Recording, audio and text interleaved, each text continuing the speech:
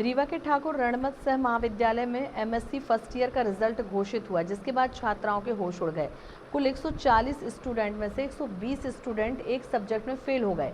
Fail होने की जानकारी लगने के बाद सभी छात्राएं एनएसयूई छात्र संगठन के साथ कॉलेज पहुंच प्राचार्य से मिलने पहुंची, जहां प्राचार्य और छात्राओं के बीच जमकर कहासुनी हुई। इस दौरान प्राचार्य ने सभी छात्राओं को फटकार लगाते हुए वहीं क्लास ले ली।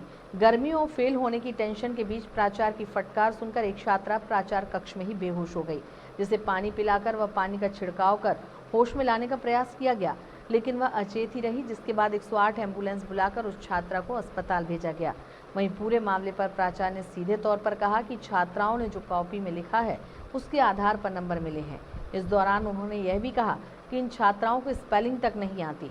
उन्होंने कहा कि अगर छात्राओं को रिजल्ट को लेकर शंका है तो रीकाउंटिंग के लिए फॉर्म भर सकती हैं। और एक ही सब्जेक्ट में सब फेल हुए हैं। एक सब्जेक्ट में सबको फेल किए गए, अदर सब्जेक्ट में नहीं है। तो बताइए एक सब्जेक्ट में कैसे हो सकते? कोई लड़की को 1 नंबर दिया गया, क्या वो 1 नंबर 10th 12th वो पास नहीं की, अनपढ़ थी कि उसको 1 नंबर दिया गया? आप बताइए। हमारा पेपर हुआ था अभी एमएससी फर्स्ट ईयर का, सारे 120 बच्चे एक ही सब्जेक्ट में कैसे फेल हो सकते हैं? और सोचिए इतने गधे तो कोई है नहीं कि 1 नंबर 2 नंबर 3 नंबर पाएंगे।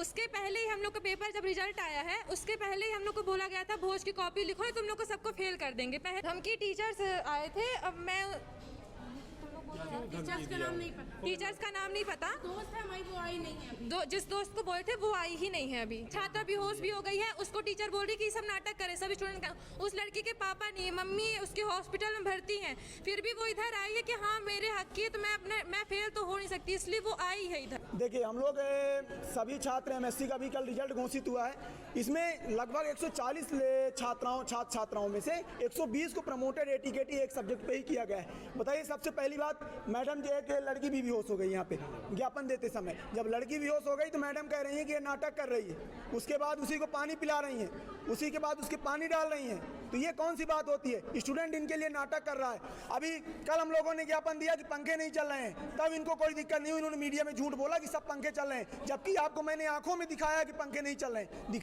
किसी भी छात्र के साथ किसी का ऐसा दुश्मनी नहीं होती कि किसी को ज़बरदस्ती फेल किया जाए।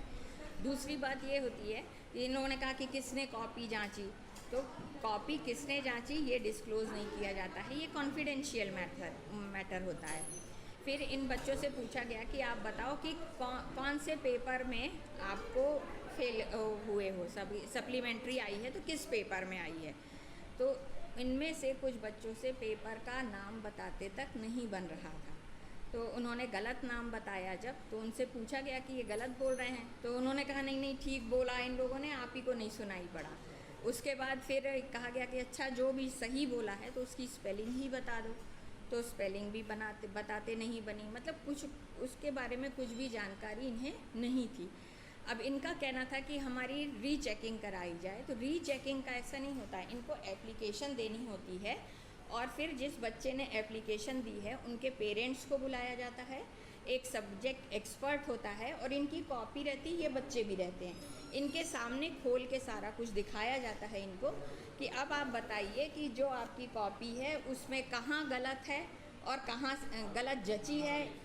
ये आप भी हैं और सब्जेक्ट एक्सपर्ट भी है और सबके सामने आपके पेरेंट्स के सामने वो खोली जाएगी।